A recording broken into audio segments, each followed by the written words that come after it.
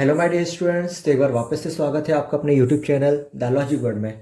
तो जैसे कि लास्ट लेक्चर में हमने रिफ्लेक्सिव प्रोनाउन के अंतर्गत कुछ डूइंग ट्रांजिटिव वर्ब्स डिस्कस की थी जो कि अपने साथ हमेशा लॉजिकल ऑब्जेक्ट लेती हैं, विदाउट ऑब्जेक्ट के नहीं आती। तो उन्हीं वर्ब्स में से हम जो आगे की वर्ब्स थी उनको डिस्कस करेंगे। तो इस वीडियो में प्लीज़ एंड तक बने रहिएगा, तभी आपको इस टॉपिक को अच्छे समझने में आसानी होगी और आपको कॉन्सेप्ट भी क्लियर होंगे। और अगर आपको ये वीडियो अच्छा लगता है तो प्लीज़ प्लीज़ प्लीज़ वीडियो को लाइक, कमेंट्स और चैनल को सब्सक्राइब करना ना भूलें, और जितना ज़्यादा से ज़्यादा हो सके उसको आप शेयर करें। सो चलिए बिना वक्त गंवाए हम डिस्कस करते हैं। तो जैसे कि हम डिस्कस कर रहे थे डूइंग ट्रांजिटिव वर्ब्स जो कि अपने साथ हमेशा ऑब्जेक्ट लेती हैं, तो उन्हीं में से एक नेक्स्ट वर्ब थी हमारी बिजी।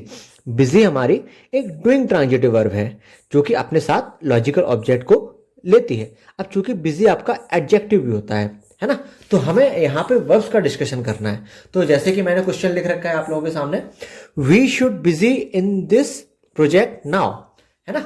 तो यहाँ पे ये जो शुड है ये हमारा क्या है, हेल्पिंग वर्ब जो कि मॉडल हेल्पिंग वर्ब है। यहाँ ये बिजी है, ये क्या है, ये है हमारी वर्ब जो कि हमें डिस्कस करनी है। अब यहाँ पर इन क्या है, ये हमारा प्रीपोजिशन, ओके। और ये जो आगे लिखा है दिस प्रोजेक्ट, दिस प्रोजेक्ट है हमारा ऑब्जेक्ट। अब आप बोलोगे सर इसमें तो ऑब्जेक्ट दे रखा है। अब ऑब्जेक्ट जो है ना ये आपका इन प्रीपोजिशन का ऑब्जेक्ट है। क्यों? क्योंकि जो आपका प्रीपोजिशन होता है वह भी अपने आप साथ में ऑब्जेक्ट लेता है, ओके।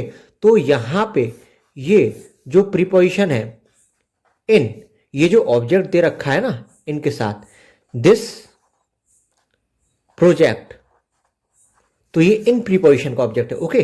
अब यहां पर वर्ब क्या है, बिजी। और बिजी है क्या आपकी doing transitive verb, okay. Busy क्या आपकी डूइंग तो इसका भी तो कोई ना कोई ऑब्जेक्ट होना चाहिए। अब इसका कोई ऑब्जेक्ट है नहीं, तो सबसे पहले तो आप मेरे को ये बताइए, ये जो वर्ब है बिजी, इसका मतलब होता क्या है, व्यस्त।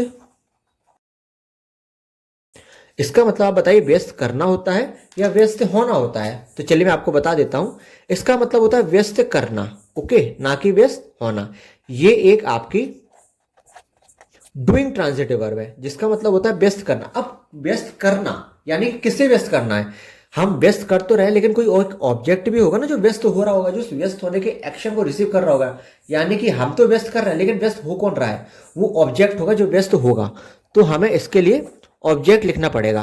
अब ऑब्जेक्ट आप कुछ भी ले सकते हैं लेकिन वो लॉजिकल होना चाहिए। जैसे कि we should busy our friends in this project, we should busy our staff in this project. अब कुछ भी समझ में नहीं आया ना तो आप रिफ्लेक्सिव प्रोनाउन लिख दो। अब वी है ना, वी का रिफ्लेक्सिव प्रोनाउन क्या होता है आपका, अवर सेल्व्स। ये क्या है आपका रिफ्लेक्सिव प्रोनाउन जो कि एज अ ऑब्जेक्ट काम करेगा। तो हमारा आंसर हो जाएगा we should busy ourselves in this project now, okay. तो चलिए नेक्स्ट क्वेश्चन हम डिस्कस करते हैं। अब आपकी जो नेक्स्ट वर्ब है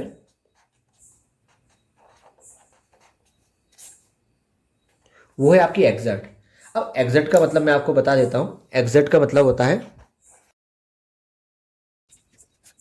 प्रेशराइज करना। एग्जर्ट का मतलब होता है प्रेशराइज करना। तो इसी से रिलेटेड हम क्वेश्चन लिखते हैं। क्वेश्चन है हमारा, डोंट एग्जर्ट टू मच, है ना। तो यहां पर ये जो हमारा डोंट है ये हमारा क्या है, हेल्पिंग वर्ब है।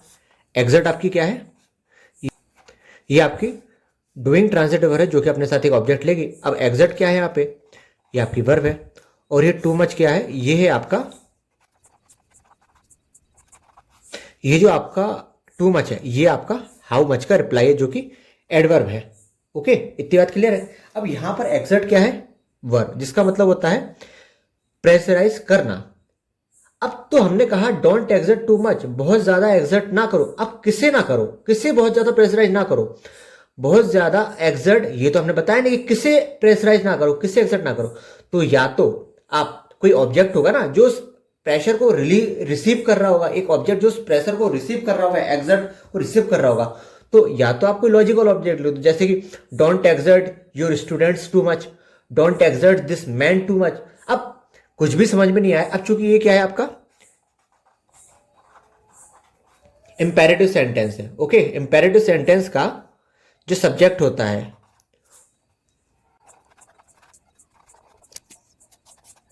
इंपेरेटिव सेंटेंस में जो सब्जेक्ट होता है वो आपका होता है सेकेंड पर्सन यू। तो इस यू के अकॉर्डिंग हमारी क्या आएगी यहाँ पे ऑब्जेक्ट। तो यू के अकॉर्डिंग ऑब्जेक्ट क्या आएगा आपका, चाहे तो आप योर सेल्फ लिख दो या योर सेल्फ लिख सकते हो, वो डिपेंड करता है कि आप बात एक पर्सन के लिए कर रहे हो या एक से ज्यादा पर्सन के लिए कर रहे हो। तो होप सो आपको ये क्वेश्चन भी क्लियर हो गया होगा। अब मैंने आगे वर्ब लिखी है एडेप्ट, कस्टम, एक्लिमेटाइज। ओके, इन तीनों का मतलब सेम होता है। इसका मतलब क्या होता है, इनका मतलब होता है, इन तीनों का ही मतलब खुद को ढालना, यानी कि किसी चीज के अकॉर्डिंग एक्लिमेटाइज कर लेना, किसी चीज के अकॉर्डिंग खुद को ढाल लेना। ओके, इतनी बात क्लियर है। अब मैंने यहां पर 3 वर्ब लिखी, अडेप्ट, अकस्टम, एक्लिमेटाइज। इन तीनों का मतलब ही होता है खुद को किसी चीज के अकॉर्डिंग ढाल लेना, है ना। तो इन्हीं वर्ब को समझने के लिए मैंने यहां क्वेश्चन लिखा है, camels adapt to the hot climate in desert. अब यहां पर ये जो अडेप्ट है ये आपकी क्या है, ये आपकी वर्ब। टू क्या है आपका प्रीपोजिशन, द हॉट क्लाइमेट क्या है आपका ऑब्जेक्ट। ओके, अब यहां पर ये जो द हॉट क्लाइमेट ये आपका टू प्रीपोजिशन का क्या हो जाएगा, ऑब्जेक्ट हो जाएगा। ठीक है, इतनी बात क्लियर है। अब एडॉप्ट वर्ब का भी तो कोई ना कोई ऑब्जेक्ट होगा जो कि मिसिंग है। मैं कंफ्यूजन आपको क्लियर कर देता हूं, जो कि नॉर्मली कंफ्यूज हो गए आप लोग। 3 वर्ड होते हैं हमारे सामने, 3 वर्ड है, अडेप्ट, एडॉप्ट, अडेप्ट। यहां ए है, यहां ओ है, यहां ई है। इसका मतलब होता है आपका एक्सपर्ट, स्किल्ड। इसका मतलब होता है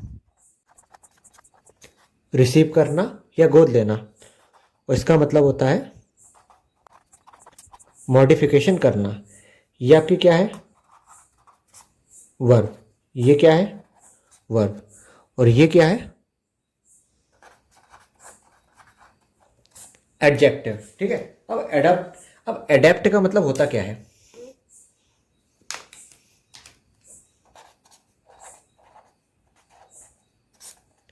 एडेप्ट का मतलब होता है, एडेप्ट का मतलब होता क्या है, ढलना या ढालना।